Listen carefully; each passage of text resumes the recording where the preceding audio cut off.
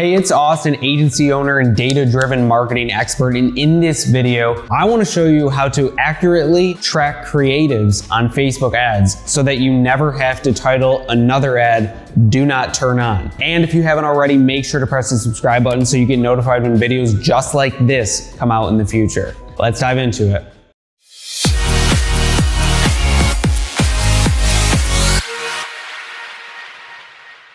Okay, so we are now in the sample creative tracking Excel doc that we use every single day with all of our clients. And I wanted to make it super simple because of the fact that over time, we're going to be building a lot of things. And we need to make sure that while we are building these things, we aren't creating unnecessary complexity, which then creates essentially a way for us not to track anything. So real simply, here's how it works. Image, of course, we like to link out to whatever the image is. Purpose, we like to make sure that we understand and know the purpose. And for images or videos, I like to make sure that we always have what it is horizontal, if it's a video, what its purpose is. We're marketing cold traffic, whatever that may be. Landing page, again, very important.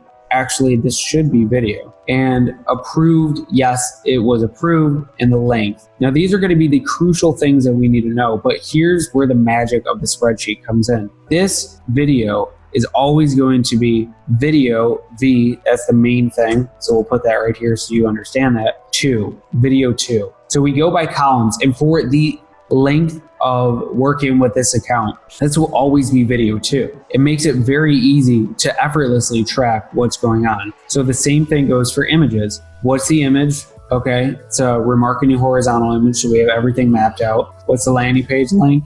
And is it approved? Yes, it's approved. So once again, this is going to be image I2 forever for the length of existence of this account. So it's very easy to use this tracking spreadsheet. And now copy, it's the same thing. This is copy, so we like to notate it with CW, copywriting. 2, it's right here, the purpose, the landing page, was it approved?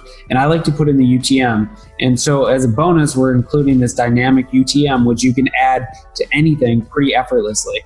Now, why is this important? What does this do? Well, as you start to build this out, you can start to make sure that you're actually utilizing what is your successful creatives by adding the page post ID or a link if it's more of a vertical video or something that doesn't actually create a dynamic page post ID that you can use.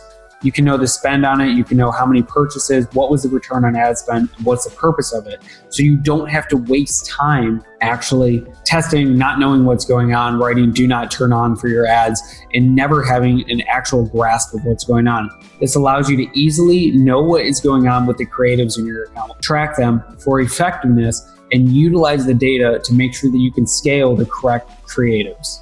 And that is how you accurately track creatives for the length that you work with an account. If this video helped you in any way, make sure to drop in the comments below how it helped you. Otherwise, make sure to press the subscribe button so you get notified when data-driven marketing videos just like this come out in the future.